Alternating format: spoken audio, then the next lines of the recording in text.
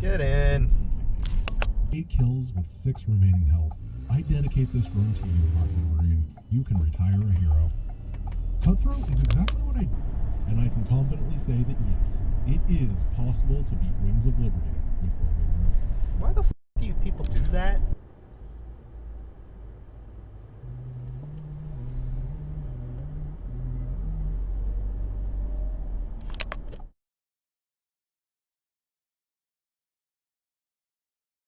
Post on the r/Company of Heroes subreddit. In this post, they updated the community on an update to their update.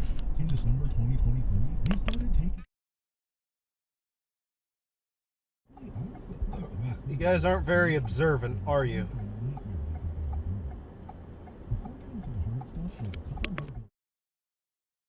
We'll move closer to Chicago, which is only really about a half hour away. Technically, this is a Chicago suburb.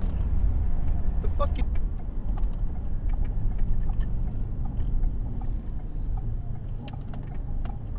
The fuck are you doing? When she gets started, she's mighty. Well, this is going to be a dangerous challenge, so I'm going to get changed.